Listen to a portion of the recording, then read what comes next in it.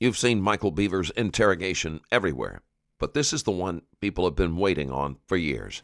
I was going to sneak up behind her, put my glove over her mouth, and slit her throat. And I did, but she just got real wide-eyed and started screaming. I was like, killing them isn't as easy as I thought. I mean, there was blood everywhere, and I was like, oh my God. Yeah. And so I just went crazy, stabbing her, threw her on the ground. I walked in there and I bent him over. So I just I think I stabbed him in the stomach or something several times and threw him down. This interrogation is one of the purest forms of psychological horror ever recorded. We would have been like murder superstars or something. If you know someone who isn't contributing to society, kill them. There's too many people in the world as it is. On July 22nd, 2015, Robert Beaver, just 18, and his 16-year-old brother, Michael, turned their Broken Arrow home into a slaughterhouse, attacking their entire family in one of the most shocking teen-led massacres in American history. Authorities rushed to the Beaver home after a faint 911 call from inside the house. What they walked into was beyond anything they had prepared for. 5 family members dead, 1 barely clinging to life, and a 2-year-old toddler who was unharmed. Michael and Robert were caught in the woods and surrendered quietly. Now he sits across from detectives, calm and disturbingly eager to discuss the details. Glass of water? Or a cup of water? Bottle of water? Yeah, sure. Okay. Do you want anything to eat? No. Just say I can get you some snacks or something. You got one for me? Yeah, I got one for you. Okay. Grab some in here. Okay, so we got a couple recorders going just in case on fails. So we got extra one, then we got the video camera. My name's Eric. I'm a detective here with Broken Arrow Police. Nice to meet you. Good to meet you. It's Robert, right? Yes. Okay, Robert. You prefer Robert or Rob or? Yeah, just Robert. Just Robert? Yeah. Okay. And this is Detective Brianna Russell. She works with me. Well,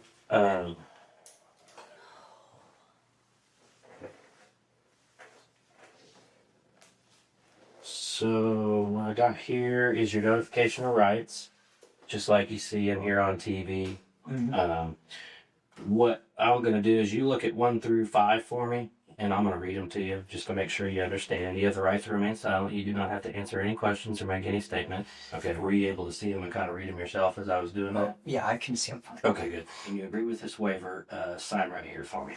Okay. Oh, sorry. Hang on, let me get those off. You're not going to do anything crazy, are you? No. Okay. Yeah. Let's see here. Man, they got you pinned up in here, man. Mm-hmm. Yeah. Dang. Let's see. Oh, let's go the wrong way each time. Let's go the other way. Alright. I'm just going to do both of them so you can be comfortable, okay? Okay. Is that cool with you? Yeah. Let's just do this. Hang on.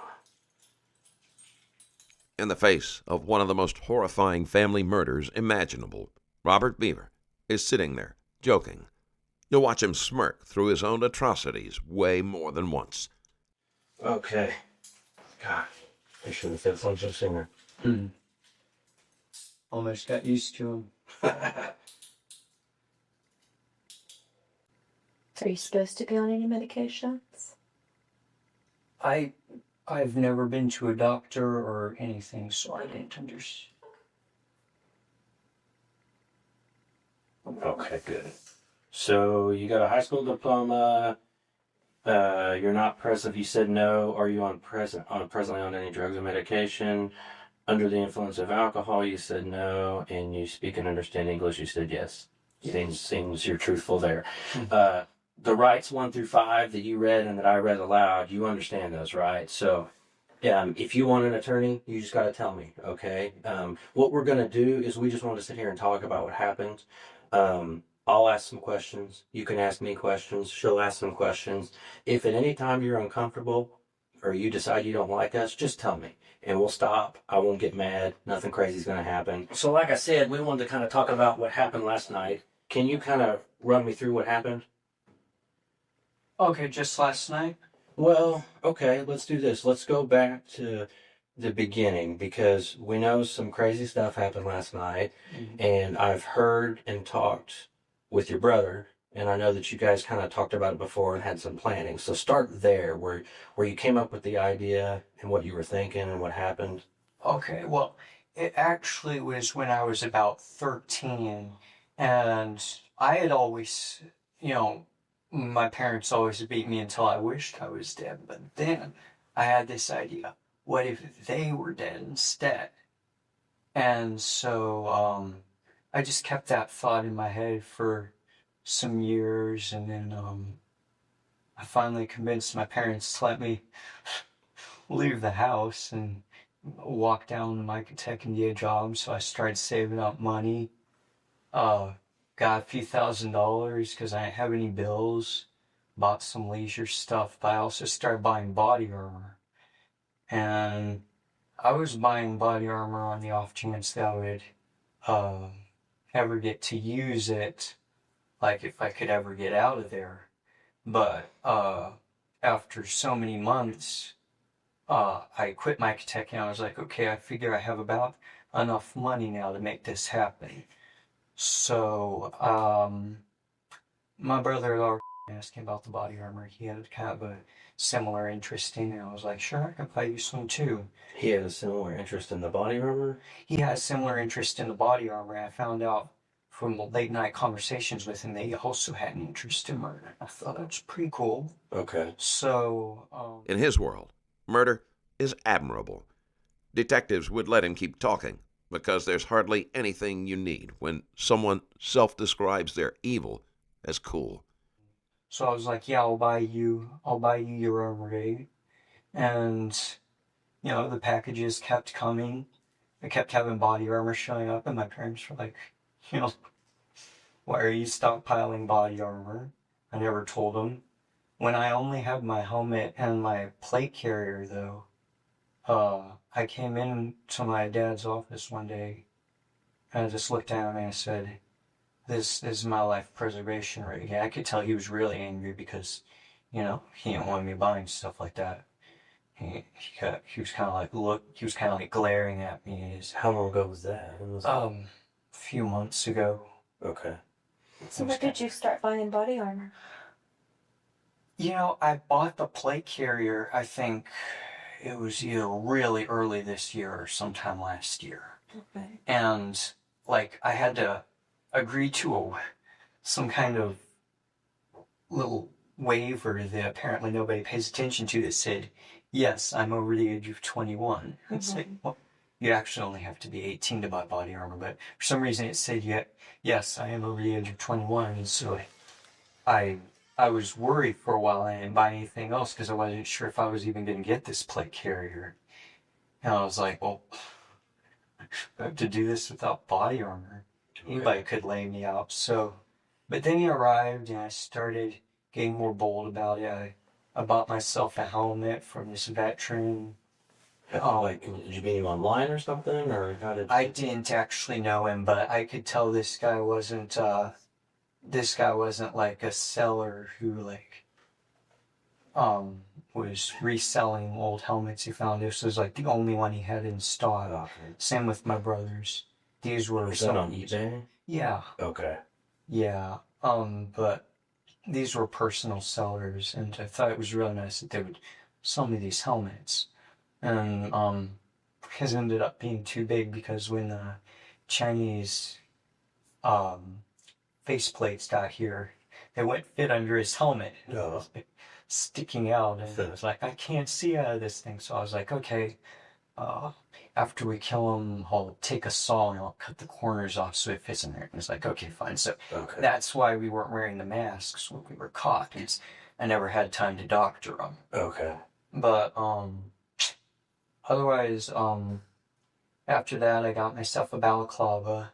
It actually saved me because they kept trying to bite my arms. Really? And the sleeves stopped them. It was, you know, they were like trying to take a chunk out of my flesh, but those sleeves stopped them. Dang. Did you still have those on when you got caught? No, they were so soaked with blood, I just stripped them off and threw them on the floor. Oh, so they're in the house somewhere? Yeah, they're in the house, near my closet with the rest of my rig. Every word he speaks about blood and death sounds like he's describing last night's dinner. That's what true psychopathy looks like. I was only using one last night, one to go over their heads so they couldn't bite me. Okay. And then this was my knife hand, and it was bare. Okay. What kind of knives did you have? Like in 2013, I bought myself I want to say it was 11-inch, an 11-inch hunting knife from Survivor Knives. Okay. And then about a few weeks ago, I ordered a 15-inch hunting knife. Okay. And I used those. I also had a pear knife. It was a little tiny surgical blade. Okay. That's what I started out using. I got that as a sample at like Razors or something so many years ago. Okay. I don't know why I held on to it, but it broke. I tried to use it. Okay. But that was about all I was using. So you got the kind of the body armor, the helmets, the mask, then you had the knives, and during all that time you kind of talking with your brother about this stuff too? Yeah, we were talking about when to do it. Originally we were thinking September, got bumped back to August. Finally we were like, nope, let's do it this week, let's do it on Thursday. And why did you decide on Thursday? Because I was trying to pack everything in. See, the last thing I ordered were some leg armor.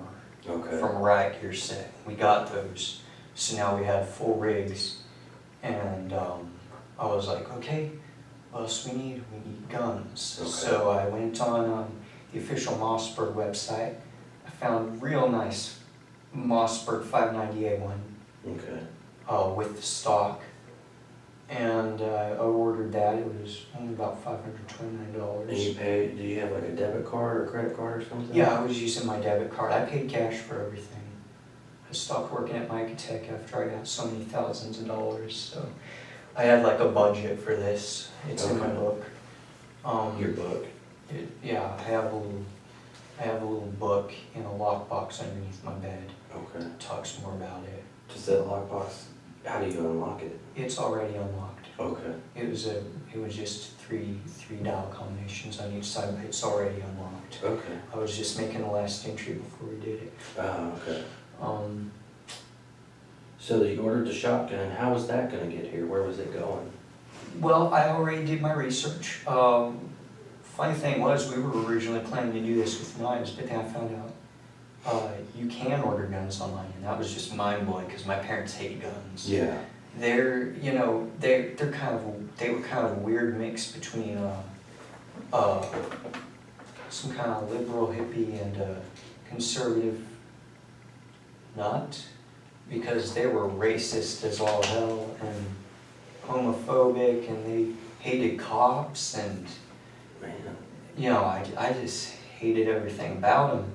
And for another thing, like my dad always told me, I gave you life. I'm your God.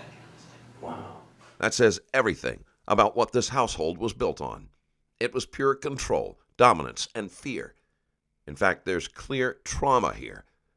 But what's harder to explain is why he didn't just want freedom and wanted annihilation. Children break in strange ways, but rarely do they turn that break into a massacre. Did they go to church or anything anywhere? Never went to church. I don't know where they got all their ideas. Huh. So, did your research and found out you could buy guns, Yeah. and you ordered this shotgun? How did that work out? It worked out fine. It took like 2 minutes, and it said, okay, your shotgun's on its way. It went to shop. It was the first one to arrive, and I got a call from down there. He was like, your order's ready to pick up. Of course, I'm not allowed to leave the house, so I was like, okay, well, I have like 2 more guns on the way, so if I could just come down and pick them all up at once, and he'd be like, sure. So then I went back on it, and I ordered 2 automatic Glock 41s, one for me, one for my brother. Okay. And those took a little longer to ship, but finally I got the call saying, okay, all your packages are ready to pick up. So I was like, how am I going to get this? So I decided, okay, I'll pick them up after we kill them. What about ammunition and bullets? Yes, I was just getting to that. Okay. It was like 3 days prior, and I was like, how am I gonna get those guns? So I was like, okay, we'll pick them up after we kill them. And I was like, now all we need is ammunition. I found this website, bulkammo.com. They do like 2-day shipping on thousands of rounds of ammunition. So I bought 2,000 rounds of 45 caliber ACP total metal jacket ammo for the Glocks.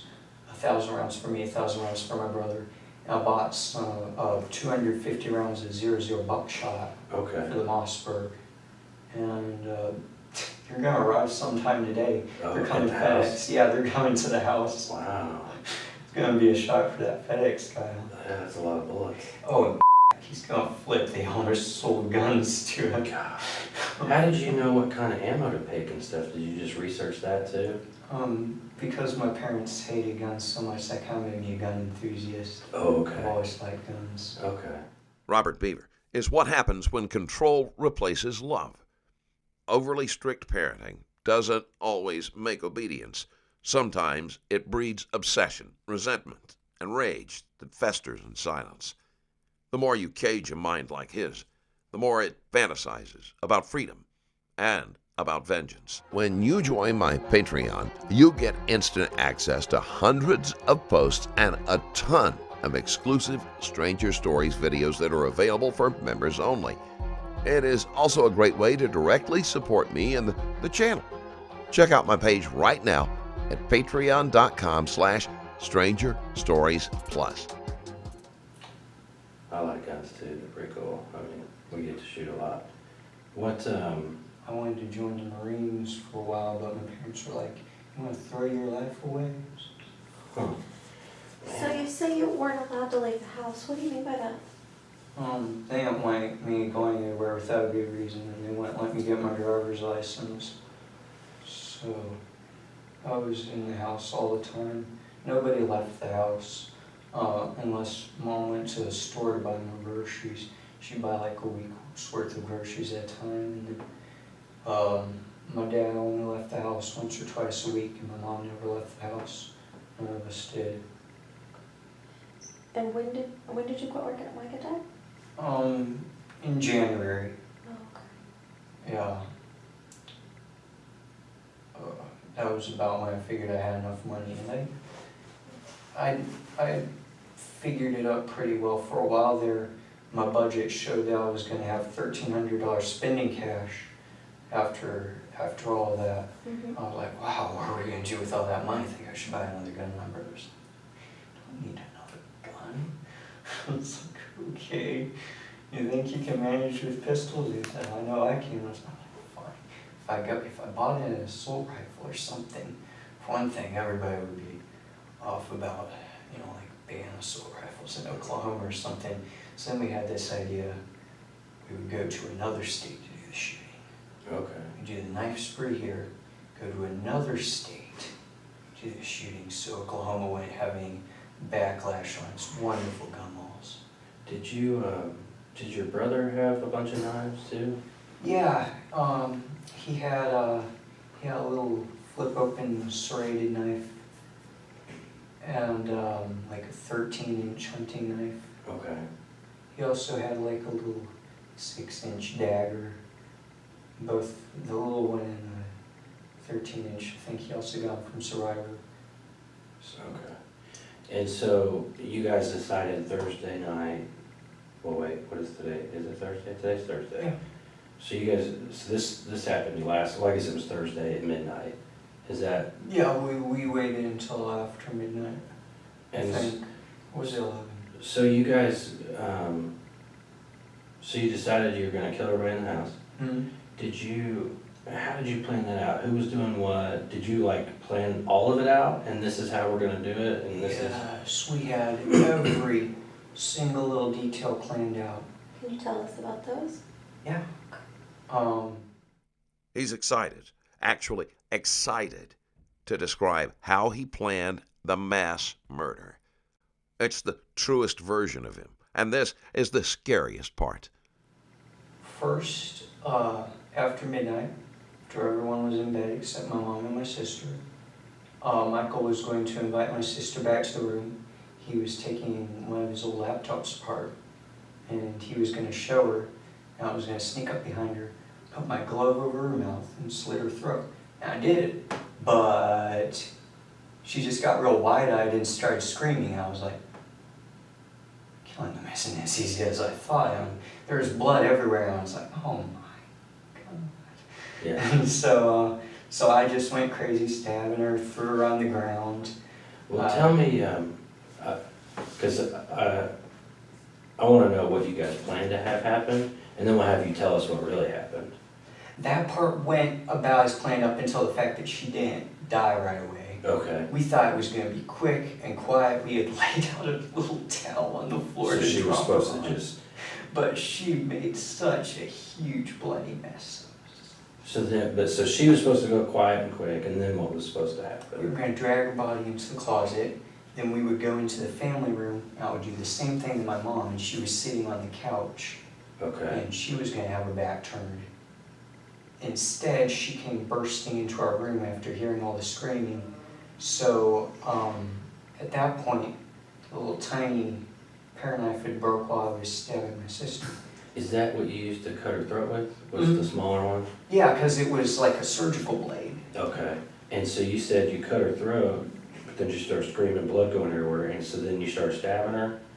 Where did you stab her? That's where it gets complicated because I'm still trying to remember all the details of because, you know, when I saw somebody move, I just started jabbing at them. Okay. And I wasn't making any expert stabs, I was just trying to get them to stop moving. Okay. So, She just stabbed her a bunch of times, do you think? yeah, but it made my arm so tired that by the time we were getting out of there, I couldn't lift this arm. Wow. And was that before your mom had come in there? No, I was still ready to go. I was like, you know, it's too late to stop. So when she came in there, I dropped the handle for the broken pear knife. I took my 11-inch hunting knife. Where was that? It was right there. I had all, before we started, I took my soft vest, my sleeves, my balaclava, my gloves, and my arm protectors. I laid them out on my bed and I put my sheets over them. And when it was time, I just slipped it all on. Except the balaclava, I decided to skip that. So the second knife that you had, were you wearing it on your side or something? No, I had them laying there because I didn't want to have to take them out of the sheath. Okay. I just scooped it up and I chased my mom into the hallway. And I saw my little brother coming out of the room smiling like, Who was "What's that? going Which on?" one was that? Christopher, the little blonde one. How old is he? He was 10. Okay. So he comes out kind of like, what's going on? Yeah, he was like, "What's going on?" And then he sees me start stabbing mom and she's screaming. And he was like, and I managed to stab him in the arm and he took off running out. I don't know where he went. Okay. Where did you stab your mom? First I stabbed her in the stomach. I did kind of a low blow swing at her. And then I started going for her throat, but I think I missed and I hit her in the jaw or Oh something. gosh, okay. Was she up trying to grab you? Was her hands Oh out? yeah, she was fighting. She was really fighting. Did her hands get cut? She started trying to bite my arms and Wow. my hand, and she tried to wrestle, and I found my hand, but I was stronger than her. Yeah. But you know What the hell was Michael doing? Michael, since at that point nothing was going like we planned, it was amazing because he helped me out so much. He pretended to be really freaked out and scared, and he was like, "Robert, what are you doing?" And Mom was screaming, "Call the police." And Michael was like, "I'm calling the police, I'm calling the police." And as I was walking away from her, and Michael whispered in my ear, "Michael." So, Okay. and yeah, the whole time nobody knew he was in on it until he took out his knife and started stabbing my little brother and sister too. So you stabbed mom in the hallway. But she was still alive, and I dropped that knife next to her because I Was the sister, is it the first one? Mhm. Was she dead? I thought she was. I really thought she was, but I lost track of her at that point. Okay, so then let's go back to mom. So then, I thought that she would just lay there and bleed out. So I just tossed that knife aside. My hand was starting to get tired, and I just had to wrestle with her. I had these bite indentations in my Kevlar sleeves. okay, I was like, wow, I'm glad that didn't go through. man. Let's step back for a second. Trauma traces back to the parents. But what about the siblings? Why kill only the people who shared your pain? In conclusion, we can't say. He didn't want to end the abuse. He wanted to become the abuser. My little brother and sister barricaded themselves in the bathroom and locked the door. My other brother barricaded himself in my dad's office. And Michael came up and started hammering on the doors and he was like, let me in, he's gonna kill me. And they opened up. And so my brother took the ones in the bathroom. I came in and gave them a few stabs to make sure they were down. In the bathroom, what did you said Michael took the ones in the bathroom. What did he do? He stabbed him a few times. I mean, he didn't have the arm strength I had or something because it wasn't enough. They were still laying there screaming, but he was like, and he was like holding his hand and he was like, What did Which two were yeah, there? that's- Victoria, second littlest girl, and Christopher Leonard stabbed in the arm earlier. So Victoria's how old? She was 5.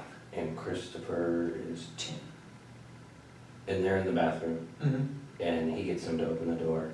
Mm-hmm. And do you both go in, or are you just kind of still in the hallway and he goes in? Well, I was waiting for my other brother to open up my dad's office door. I was going to take that one. And but, which brother was in there? I'm sorry. Daniel.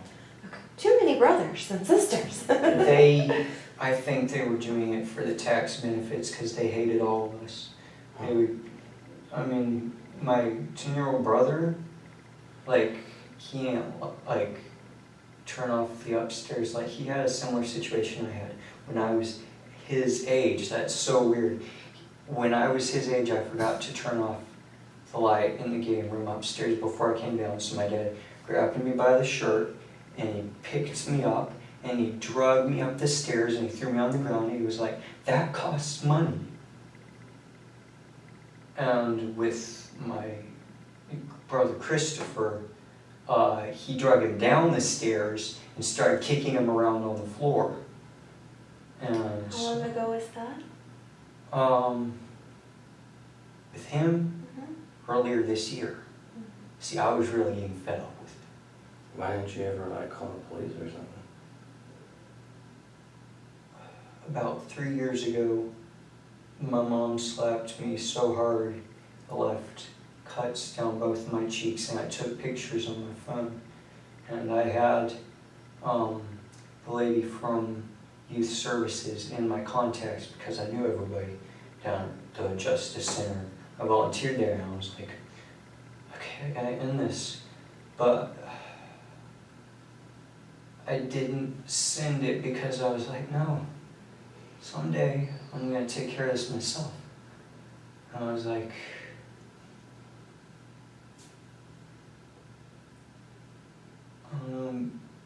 it just didn't feel like that would do enough justice. And, you know, I was really sure that they wouldn't get in enough trouble for the way they treated us. So I went vigilante. I never sent pictures. Scars went away. Okay. Mom thought I was hilarious, called me the Joker for a while. Sounds like that was pretty traumatic for you. Well, I took care of it. I don't feel bad anymore. Well, did Everything about that house sounds suffocating, and yet this calm and detached interrogation might be just as suffocating and harder to sit through, because trauma is painful, but apathy is terrifying. so you said you were waiting to go into the office. Did you see Michael? You said he stabbed your brother and sister that were in the bathroom. I just saw when the door opened, he like kicked it open did a like macho cowboy leaned back and kicked the door open. I think knocked my sister down, and he just went in there with his knife raised, and I could hear it. Okay. I hate the sound of a knife hitting bone. It's like, Yeah. So, and then what did you do? You went into the office or something? no, because he refused to open up. I think he could see my blood-stained socks underneath the door. So I did a little tactical thing. I leaned up against the wall next to the door, and my brother came out, and he started hammering on the door, and he was like, he did the same thing. He was like, let me in, he's gonna kill me. And while he was doing that, I went into the bathroom, stabbed them, made sure they were dead, walked back out. Where did you stab them in the bathroom? That was Christopher and Victoria? is that Yeah, right? but they were so little, I think I just stabbed them in the chest and my knife went right through them. Okay. They were still alive when you went in there, though? Yeah, they were screaming. But they had Really. both been stabbed by Michael. Yeah, they were laying there in their blood. Okay, and screaming and stuff. Mhm. And then you stabbed them, and then did they die? Or they quit screaming? No, they kept screaming. I don't know when they stopped screaming. There was a lot of screaming going on. Okay. But anyway, finally, my brother in Dad's office opened the door just a hair, and my brother put his hand in there and pried the door open. He was like, all yours? So, okay. I walked in there and I bent him over. I bent Daniel over, and he was like, what are you doing? I'm with you. I was like, I'm not going to give you a knife. So I just I think I stabbed him in the stomach or something several times and threw him down. And I thought he was dead, but then the alarm went off because my parents had already set the alarm for the evening. The siren was going off? Yeah, the siren was going off, but only for like a split second, and my brother ran to the console and disabled it. He told me, Crystal's going outside. I was, And she's the first one yeah. from the bedroom. I was like, are you kidding me? My mom had drug herself all the way to a couch. She was laying there still saying, why isn't anyone calling 911? Did someone get a phone at some point? Yeah. At some point, after I came back inside, my brother said, well, one of them called the police. The heroes in this story are Crystal and Daniel Beaver. They were the ones who refused to give up. Okay, well then go. So, Michael tells you that Crystal's gone outside, so then what did you do? I followed her outside, and I found her laying there in the grass. In the front yard? And she was just laying there, and when I came close to me, she started saying, my brother did this to me. I was like, shh, shh, shh. And I scooped her up, and then she looked and saw it was me, and she started thrashing and kicking, and I tried to carry her back inside, but she kicked herself out of my arms, collapsed back in the grass. I was like, I hate to do this in front of the neighbors, but I started strangling her. Mm-hmm. And it seemed like forever I was just laying over her, just looking at her, and she Did you just have blood all over you at this point? I was soaked in Your blood. hands and... So was she, and I was just like, you're gonna see this. But I just laid on top of her throat for a while until she made a gurgling noise, and I thought, well, that's gotta be it. So I was so tired I could barely stand up. I pulled myself up and I staggered back inside, and I just left her there. I was like, I can't move from inside. I came back inside, and it was just, I was still holding my 15-inch hunting knife. I had switched to that one because it's a straight blade. Mm-hmm. Stabbed through them a lot easier than the other one because it was kind of curved. It was like for skinning or something. It didn't stab as well as this one. So I was holding that one, and while my brother was telling me something about, well, one of them called the police, because now they're coming. He said it was on his phone. Somebody had called 911, so he said he just destroyed the phone. And he said, we gotta forget the ammo, we gotta forget the guns, we gotta get out of here. And then I heard this voice go, Robert. And it was my dad coming down the stairs. After all this, he's finally woken up. He was asleep upstairs. And he started coming down, and I was like, c'est la vie. I walked back into my room and waited for him to come around the corner, and he came in there and he was like, what are you doing? He was all flexing and everything. So I just jumped on him and started stabbing him, and he was like, "Why are you doing this?" And he said something along the lines of, "I'm gonna kill you. I'm gonna kill you first." And I think I got him in the lung or something, because I only had to stab him a few times, and then he gurgled, and that was that. So I just, and that was all of them. So I tossed my knife down. Michael was back there. He was like, "Get your armor, let's go."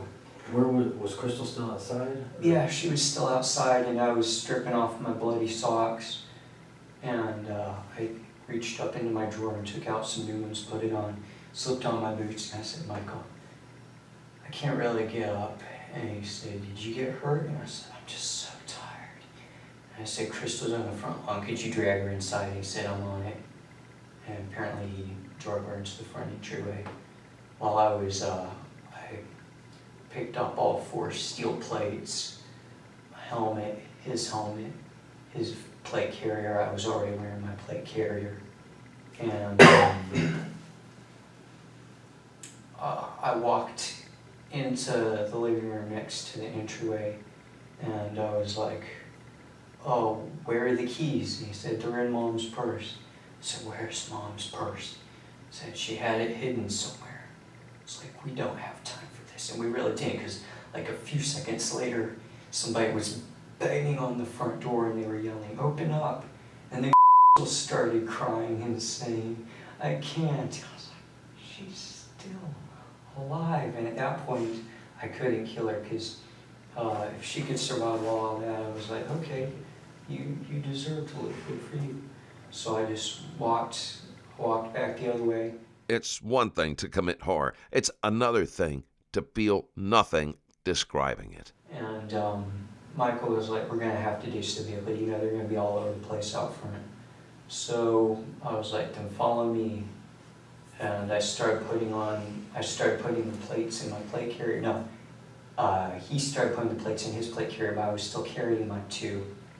And we went out the back door. And I had him hold my plates while I jumped to the fence.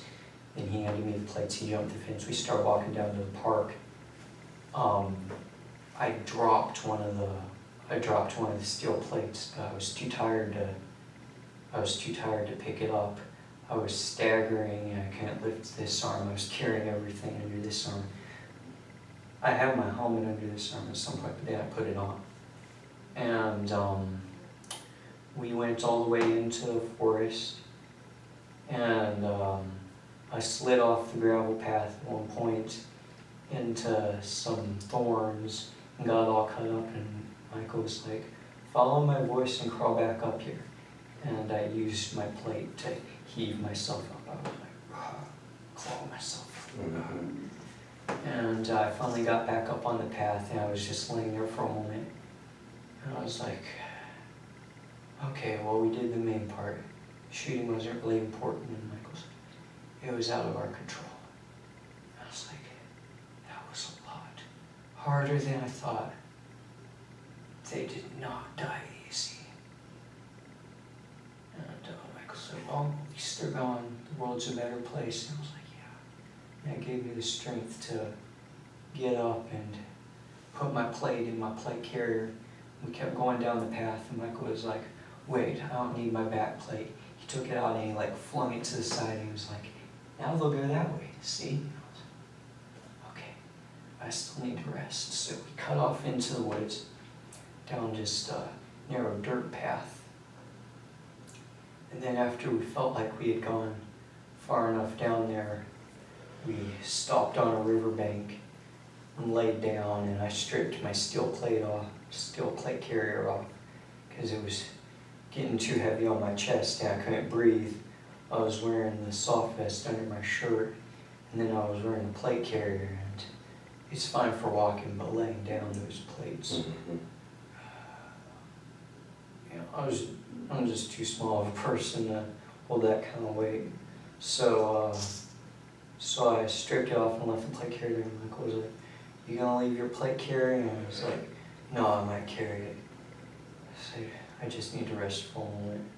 So I took my helmet off and I laid it down, and I used it as a pillow. I don't know how long I laid there.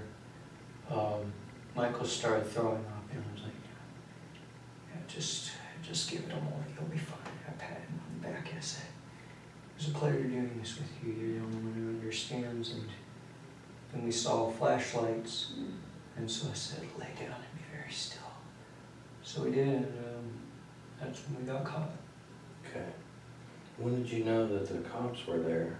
When did you first know the police were there? I heard sirens sometime while we were down crossing the park to go into the forest, and Michael was like, you think that's them? You know it's them. Mm-hmm. What else could it be? A dog came up on you? Police dog? Yep, dog came up on us, and I heard a bunch of shouting. I couldn't tell what they were saying at first. Finally they said, get on your stomach and show us your hands. And we both complied and said, yes sir. Showed them their hands, and then one of them like yelled knife boot or something, and the dog started attacking my brother. I was like, what are you doing? And I heard one of them yell, there, you see that knife there laying in the dirt next to him? I was like, Michael, you brought your knife? Well, I guess he wanted to keep going. He's stronger than me. Robert praises Michael's strength. Michael, in his interrogation, more or less calls Robert the puppet master. Which one of these two evil brothers do you think is more terrifying? He's got a lot more will to him. So, so then you got caught. Let's go back real quick. How was it supposed to go down? What was the plan? The plan was so stupid, but this was my first homicide, and what was really supposed to happen was I would stealthily slit my sister's throat, lay her down, just let her bleed out silently with no way of screaming because her throat was cut, I thought. And I thought we would just lay her down, slide her into the closet. I would go in, put my glove over my mom's mouth, slit her throat, just leave her there. Michael was going to go in with his knife, and he said hopefully Victoria, the 5-year-old, would still be in bed, and he said he would just strangle her or something. He said she would be real easy, and then we'd go upstairs. Little boys probably might wake up because this was happening on the other side of the house. Figured we would put on our balaclavas and dressed in all black. We would sneak upstairs, and while our father was sleeping, we would kill him. Mm-hmm. And I had string tied around my ankles and my jeans at one point so they wouldn't rustle. It was, Yeah. I was like, please, were we ninjas? Apparently not. Just to be quieter. Yeah. Well, and then if that had all gone perfect, killing all of them in the house, because there's the baby, right? The toddler? Yeah. Was there plans what about killing her? I figured I would just chop her head off with my axe. Okay. So. And that would have been everybody in the house then? Well, no, we'd have to go downstairs and kill the boys, but. Oh, the boys, okay. They didn't have cell phones. They wouldn't know what was going on. And then what would you have done if everything went that way? What was supposed to happen, because I had no idea it would be such a big bloody mess, we were going to line them all up on a tarp, clean up the blood. I was going to make a video interview with me and Michael in front of the bodies, talking about why we did this, what our future plans were, a little bit of background about it. I was going to put the video on the flash drive and destroy my phone. We were going to destroy all the electronics in the house. I hate electronics. I was going to take the family vehicle up to Walmart. I was going to buy 8 tubs and 4 lids, double stack the tubs into 4 sets, chop up the bodies, put them in the tubs, and then put them in the attic. And then when morning came, the ammunition arrived, put them in the vehicle, drive up, pick up the guns, and then leave the state. As horrific as the murders were, the plan behind them was worse because Robert and Michael wanted a mass massacre. And what were you going to do once you got out of state? Did you have a destination? We had no destination, but I bought a road atlas so we could look around. Kind of wanted to see America before we did this and go on a road trip. Okay. And what were you going to do with all the guns and ammunition? We were going to the Glock 41s are supposed to come with one spare magazine, one loaded, one spare magazine each. Load them up, keep one extra magazine with us, walk away from the vehicle from a secluded place, walk into a populated area and kill no more than 10 people, then walk away, start stripping off our armor, put them in duffel bags, put the guns in our backpacks. We were also going to make Molotov cocktails so no one would follow us. We'd just light the place on fire or something. Walk back to the vehicle, drive away, and see if we could do that. Hit a bunch of places, and 10 bodies would add up after a while, and maybe people would start to get some sort of idea this is the new thing. Why would you want to kill so many people? I've always been fascinated with the idea of killing people. Not that I have anything against people in general, but I figure if you kill so many people, you're going to kill some bad-minded people, some people that aren't contributing anything to society. And there's so many billions of people in the world, and each one of them think they're special, but they're not.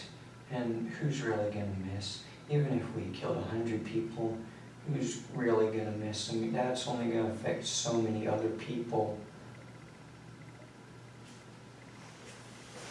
But it wasn't an angry thing. It was more like going to be a hobby. We figured it up, and if we had managed to kill some people at another location, we would have fit like 5 different categories of murderers. We would have been like murder superstars or something. Which categories were you gonna fit?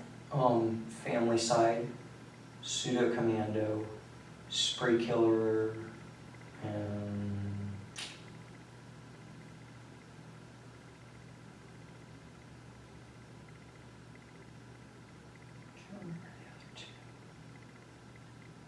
I can't remember all of them, but those were the main ones. Those are the ones that I fancied. Oh, mass murder.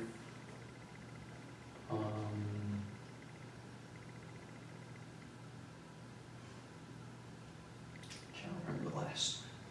So you were gonna make this video? Yeah. And what was this video? What were you gonna say? I was going to start out with my brother holding the weapons in the background, and I was saying, I'm just here in my house with my bloody weapons, but you know what I like a lot more than bloody weapons? These 4 tubs that I've got here to store my dead family members. And I'd give a thumbs up, and we'd sit down, and I'd turn to my brother and be like, so Michael, why did we do this? He would talk about why he thought we did it. We'd compare thoughts, and I didn't really have it planned. I just knew it was going to be good. Because whenever me and my brother sat down, we could brainstorm. Robert's mentality is structured, deliberate, and dangerously unemotional. Logic without empathy is the deadliest kind of brain. Did you think so this video would become like kind of a pop culture thing and people would want to see it? Yeah, we were planning on making 2 versions actually. One that just showed the tubs. It could be put on YouTube or something. The other one would show the bodies. Okay. So like a G-rated and a... Yeah, because I still wanted people to see it. Well, of course. Yeah. When you guys would brainstorm and talk about the murders and going from state to state, did you talk about like being able to see yourself on the news and social media and stuff like that? That's why we didn't kill ourselves. Oh. We want to see the aftermath. Oh, okay. We want to see if it wakes anybody up. What do you want it to wake them up and then realize? murder isn't really so bad. I mean, sure it's illegal, but what's wrong about it, you know? You see, I'm not saying I'm pegging for the death sentence here, but if you kill one person, you've paid society back. If you kill more than one person, what are they going to do? Kill you multiple times? It's kind of like becoming a god. So do you think they all deserve to die? My family, yes. They were very bad people. They were the bane of society. They made a system. Even the 4-year-old. Yeah, she was starting to show those traits. She didn't like me. She told me she hated me once. And my parents were like, I don't know, they almost seemed to support her. They were like, hey, you stay away from your brother. I never told her anything. She never saw my body armor. She just didn't like me. It was trendy not to like each other in the house. Fighting stuff. Sounds like there was a lot of people in the house at all times. Kind of hard not to fight when you got. Well, 18 years being cranked up with all those people. I know 5 of them died. Shoot. Or who did Michael kill? I want to give him credit for 2 of them. Which Christopher and Victoria. I mean, they were still alive screaming, but they were already bleeding all over the place. They were little. It hadn't taken very long. Those were the 2 in the bathroom? Mm-hmm. And That's the 2 youngest? Yeah. so you want to give him credit because they were already bleeding and screaming. Did he stab each of them multiple times? I think so, yeah. Were there some significant areas that he hit, or do you know? I really don't know, but I mean, there was so much blood, and you know, up until a few hours ago, I couldn't remember myself because it was like, up until the very second I stabbed my sister, my mind was like, it worked like clockwork. I was planning every second, working on every detail, thinking about the future, pondering philosophy, whatnot. But the second I stabbed her, my mind went blank, and all I could do was keep stabbing people, and I wore myself out. It wasn't until about when, sometime while I was sleeping in the holding cell, that I started remembering what actually happened. I'm still thinking about it. So if he killed those 2, then that means you killed Mom and Dad and Daniel? Mm-hmm. Okay. How do you know that you killed those 3 people? I saw their bodies. I saw them not moving. 2 of them gurgled. With Daniel, I think I got him through the lungs at one point, and Michael was like, whoa, I didn't even know you could do that, because once I got him through the lungs, he just collapsed. He was dead right there. Okay. When you stabbed your mom, you said you kind of stabbed her in the stomach. Well, let me just ask it this way, I guess. When you were stabbing people, your intent was to kill them? Mm-hmm. Okay. What about Michael? When he was stabbing people, was that his intent? Was to kill people? Well, that was the plan. He was supposed to kill, so many of them. I was supposed to kill so many of them. When we were doing the shootings, he would take 5, I would take 5. Nothing went to plan. But you guys had talked about that, and he had said, yeah, I'm going to kill so-and-so, and I'm going to kill this many people at this point. Mm-hmm. Is that kind of how that happened? Yeah. You don't expect 16 and 18-year-olds to plan a mass murder like a project, yet that's exactly what they did. Quick heads up, there's a full collection of true crime-inspired merch available now at strangerlabel.com. You'll find premium t-shirts, hoodies, hats, beanies, and more, each piece designed with bold detail and a dark, investigative edge. Head over to strangerlabel.com and check out the full lineup. Now let's get back to the case. Did you get any cuts on your hand from stabbing when you were stabbing people? No, I walked out of the house without a cut on me. I got all these scrapes and cuts and stuff from when I collapsed while we were running. I had stripped I had stripped the sleeves and gloves off, and that left my arms exposed.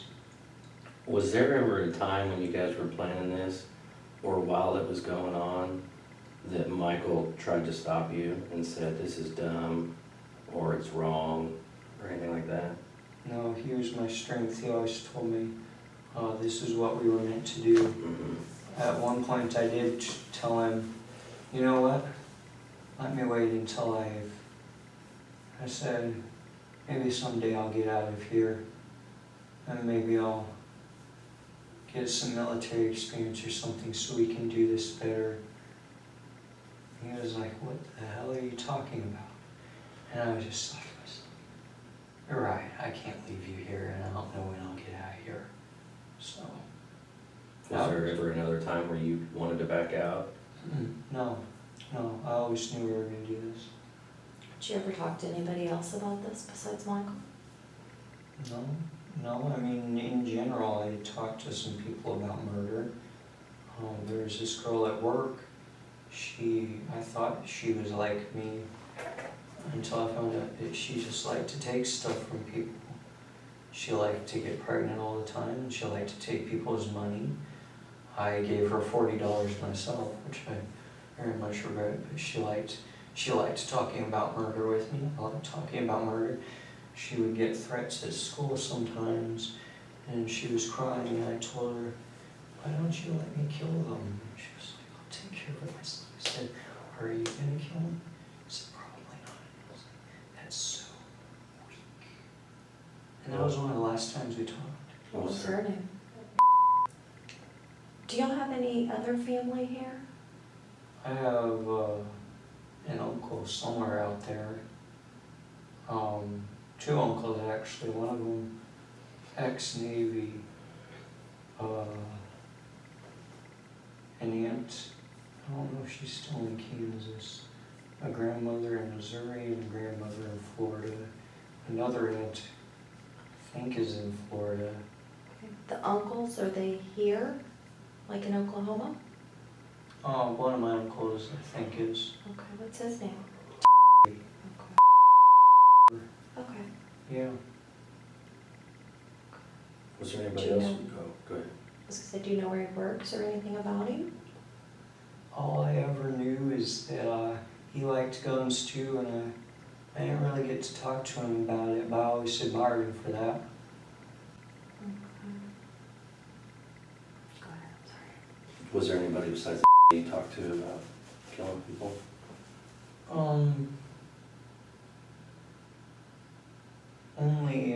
Only in kind of a casual, joking way. Oh, I hate people, I wish everyone would die sort of way online. But I don't really like talking to people online because they like to pretend to be people that they weren't. It's like, oh, I bet you're just some fat slob on the other side of that screen who's never going to kill anyone. The internet can be a dark mirror. Robert talked about murder online, and the terrifying thing is there can be several people out there who share his mentality, and there's no way to prevent these tragedies, which stem from home. Do you have a computer of your own? I have two laptops. Where are they? One is next to my PS4. The other one is on the shelf in my closet. Okay. Do you use one or both? Or is like one an old one or a new one or something? One of them is an old one that I stopped using when I got the new one. But I accidentally dropped the new one time and crashed the hard drive. So I had to go back to using the old one for a while, but then I bought a new hard drive for it. For your new one? For the new one, yeah. Okay. Do you have, is it password protected, your laptops? Oh, yeah. Would you tell us the password for those? Mm-hmm. Okay. But could you put in a code if you can't get it to do the fingerprint? Yeah, it's the same password, actually. Okay, What's cool. your password? That's a long password. All of my other passwords are randomly generated hexadecimal bite. They're just a bunch of letters and Yeah. numbers that I can't memorize. I've got a notepad with it all on there though. And that's the same one for your phone also? Yeah, for both laptops and the phone.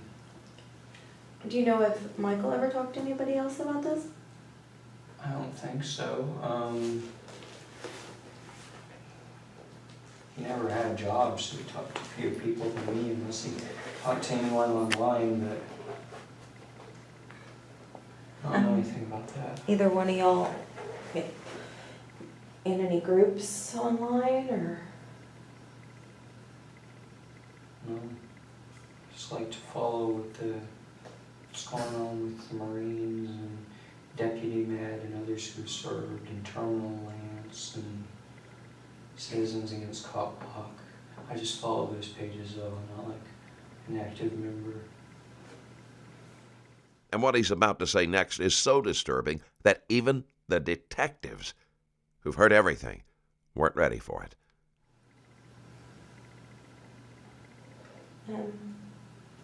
So, I guess if you could get your message out there still, what would your message be?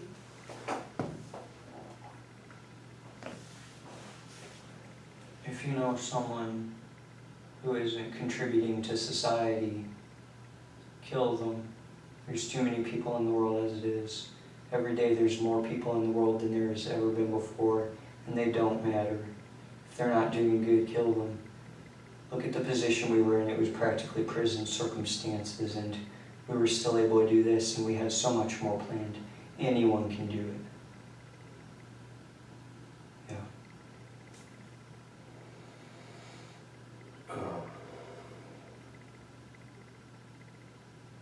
So what do you want to do now?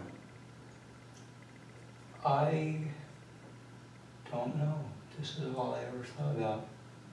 I mean, if I could just like go to prison, do community service, maybe get back to writing, die someday, and hope somebody remembers. What do you think that Michael should do now? He said he doesn't care. He said he didn't care if they shot him on sight. I mean, the dog got him, but they didn't shoot him, so. He never said what he wanted to happen, though. He said he didn't care, so that's up to him. What do you think should happen to him?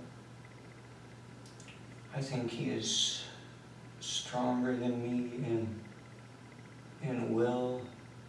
He stayed much calmer than me, and he kept me going when I was feeling weak, and I think that he should be, if there was any way to rehabilitate him, he really deserves to be somebody's mentor in the world so he can make more good people, more useful people in the world.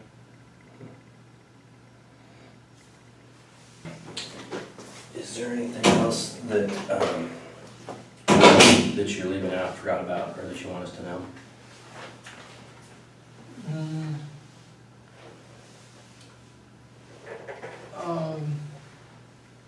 No, I think that's it. I have a full list of body armor and weapons on the flash drive on my keychain, along with some background art I made. Okay. It's got like Where's your keychain? it's hanging on a nail next to the clock on the right lower side of my shelf in my room. And then you've got the notepad that's under your bed in a lockbox.